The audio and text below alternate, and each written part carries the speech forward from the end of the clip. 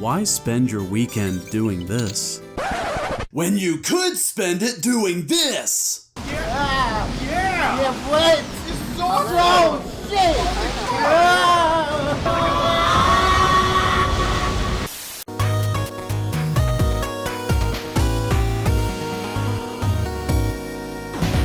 Hydro Thunder was an awesome boat racing arcade game that I spent many a quarter on back in the day. There's something about gliding over the water that feels a lot more dynamic than most normal racing games. In the process of explaining why you should emulate Hydro Thunder in a previous video, please go check it out, I worked really hard on it, I discovered a sequel/remake called Hydro Thunder Hurricane. Despite the poor review from IGN, probably because of all the water,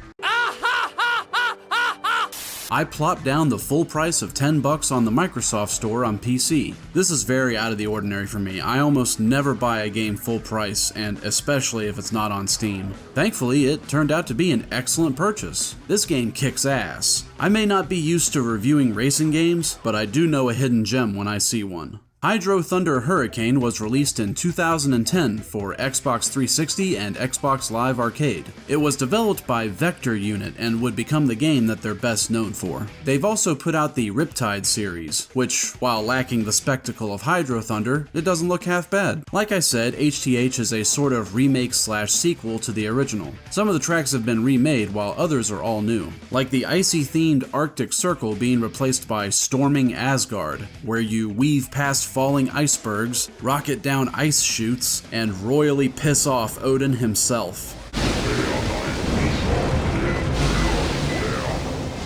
That's the kind of game this is. Relatively normal in some tracks, while in others you're dodging dinosaurs, braving the supernatural waters of the Bermuda Triangle, and entering a portal in Area 51 that takes you to Zen from Half-Life.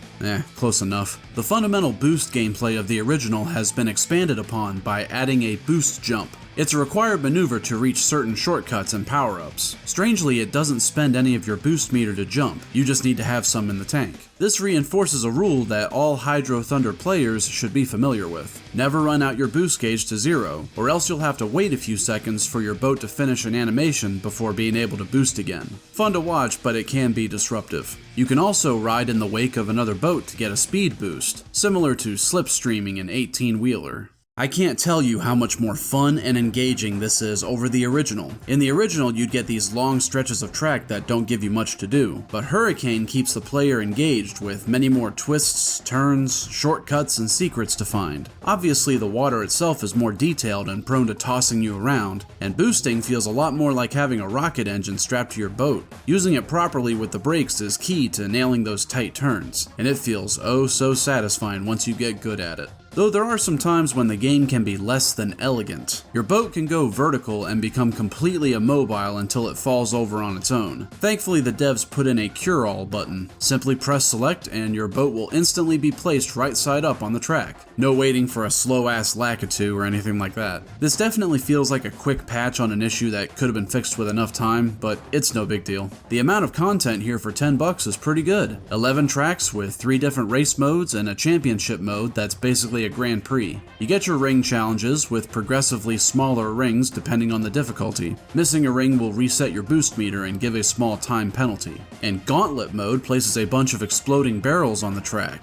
Fuck this mode. Every time one of these comes up in a Grand Prix, I'm like, oh boy, here we go. Water isn't exactly known for offering precise control, and that's definitely true here. I enjoy playing this game fast and loose, but you gotta slow your ass down to get through these challenges with a decent time. There's also Ghost mode and online play if you want to connect an Xbox Live account to the PC version, which I don't. It's not like anybody's still playing this online anyway. A shame the soundtrack is pretty forgettable. It's not bad or anything, but I always lament a missed opportunity to have some truly badass tunes to go with my action-packed game. Ooh, I have an idea.